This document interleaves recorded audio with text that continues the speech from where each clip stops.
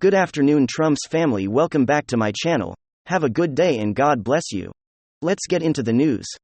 And it looks like Hillary Clinton has re-entered the picture once again with the horrible numbers that Biden regime is currently having, and the apparent onset of a red tidal wave coming to wipe out Congress into a Republican-led majority. Democrats are already looking to replace Biden, and I'm sure this has probably been in the works for some time, where they've been looking to replace him knowing that after the midterms, he would be a lame duck president and they would need to have somebody in the wings waiting to replace them on the ticket, so Clinton has entered the building. So let's go and take a look what we have here. So for former Clinton advisor says Democrats are waiting for the red wave blowout to bring Hillary in to replace Joe. I can't do it. Can't handle that cackle. Make no mistake about it, folks. If Democrats know what's coming in November, they can put out all the fake polls. They want to make it look like a tight race. They did the same thing exactly when Obama got his clock cleaned by the Tea Party. I praise even worse this time around, and Americans tend to most brutal and gut-wrenching and savage political message to Biden and other his comic cohorts. And once again, once that happens, please watch how quickly they kick Joe to the curb. It's going to happen so fast. They'll make his shaky head spin. They know they need to get rid of that dusty sea now full if they have any hopes of staving off another red wave in 2024. That means I would not be surprised if they help the GOP behind the scenes to take him down with impeachment and booed him out of the way. So what happens then? While cackling Kamala would take over name or VP, which likely will be someone like Newsom or Clinton. One former Clinton insider believes it will be Hillary and she will go on to replace Joe as the Democratic nominee. I mean, say what you will about Dick Morris, but he does feel like Hillary is gearing up for a political run. And Western Journal reported that desperation will be drowning Democrats by to Hillary Clinton's door to be their 2024 presidential candidate, and former political advisor to her husband predicted on Sunday. Consult on political consultant Dick Morris, who advised Clinton, made the prediction during an appearance on the WABC AM show Caps Roundtable. President Joe Biden said last week he intends to run in 2024, but is not ready to affirm his candidacy. In any event, according to the scenario spun by Morris, Democrats are planning to dump Biden, he said. Once Biden pulls out, the polling will show that Democrats are leaning towards someone crazy radical like Newsom, Sanders, or maybe even AOC herself and Morris, whose radio show airs on WABC. I think that's where they're going to drive the Democrat leaders to go to Hillary and say, look, please run again. We need you to save from the crazy left. Otherwise, we'll have Sanders as our candidate, will lose Congress by a ton and will get wiped out, and the presidential race. Please run, he said. Although Clinton has said she would never run again, Moore said she is positioning herself for what is to come.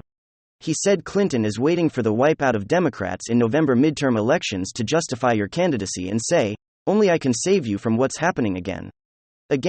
So just what we have coming down the pipe possible. Hillary Clinton re-entering the political fray and replacing Joe Biden. What's your guys' thoughts on that? Do you think that they will utilize Clinton to replace Joe? Will Joe make it to the end of his term? Will he be impeached and removed? Will we be stuck with Kamala Harris until 2024? And I've come across the political earthquake in Italy this past Sunday, where the Giorgia Meloni and her party, the Brothers of Italy, letting Nationals' right coalition to a massive landslide. It is absolutely panicking the EU, but not just the EU. We're talking liberal globalist all over the West. I have been reading article after article from CNN, Washington Post, the British Guardian. We're talking to who's who are the lamestream liberal globalist media. These articles are like the canary in the coal mine. They are panicked. And they're panicked because they're seeing what to them is nothing less than a massive continent-wide rebellion against the powers of the EU and the bullies in Brussels who remember they love. I read a CNN article that actually championed Ursula von der Leyen, the president, the European Commission, what she had to say about the Italian elections last week, just a few days before the election. If you don't know, she threatened them. She threatened Italian voters. She told them that if they don't vote the right way, that the EU, the bullies in Brussels, have, in her words, tools. They have retributive tools so they can use against Italy, akin to what they've been using against Hungary and Poland, so you better vote the right way or else. That's the definition of democracy according to the bullies in Brussels, and as in CNN, vote the way we tell you or else, and CNN was all for it.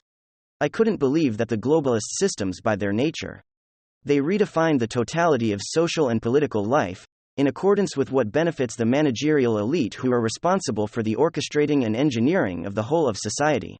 Everything in life is redefined in such a way that always benefits the permanent political class. So democracy is redefined as that which empowers the political class.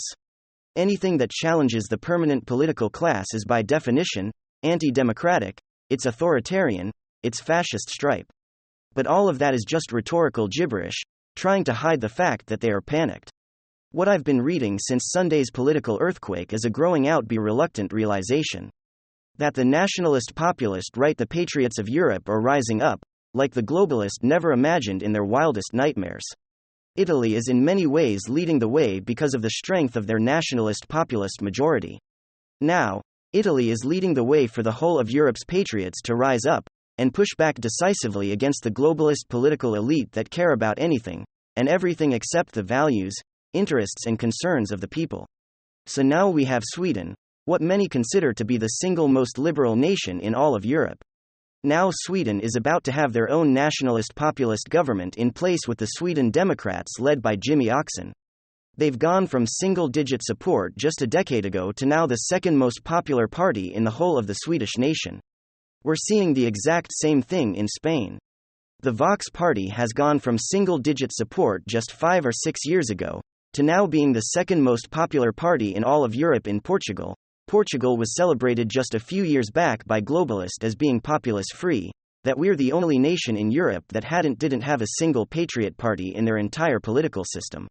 Those days are over. The single fastest rising party in Portugal today is what's called the Shake Apart. It's a thoroughly nationalist populist party that is currently redefining Portugal politics, and we keep going and going. The rise of National Rally in France. They've gone from having just 2 seats in the French parliament 10 years ago to now nearly 100, and of course, we got the rise of the right in the Netherlands with Thierry Baudet and Geerfilters. We've got the Scandinavian right with the True Friends and the dangerous Danish People's Party. We of course got and we have Hungary's Prime Minister Viktor Orban, who just came off his 4th landslide victory in a row. He's joining forces with Poland's Conservative Prime Minister Mark to use more Wiecki to form a new right-wing political alliance in the European Cup. And Italy is most certainly going to be joining that alliance. And this is all about the tip of the iceberg. Nationalist populist parties have grown by 300%. Over the last 12 years in Europe, there is no stopping this movie. Every time globalists think they've got it, let patriots come back stronger than ever. And that's because Europeans have had it with the globalist experiment they've had. They want their nations back. They want their national sovereignty back. They want economic nationalism putting in place so as to protect their jobs from being shipped to third world nations. They want their cultures, customs, and traditions honored and revered. In short, Europeans want to go back home. That's ultimately what last Sunday's bombshell election to Italy was all about. They want to restore the only place in the world they can call home. Everywhere we look in Europe, a political earthquake of seismic proportions is forming. The days of the unfettered rule of the EU are coming to an end. And if these articles that I've been reading have anything to say about it, more and more liberal globalists are themselves coming to that realization. That's what I got for you guys. Hopefully you enjoyed it. If you did, make sure to leave a like and possibly subscribe to the channel. If you're up for it, I'm gonna get back to work. Thanks for watching, and I will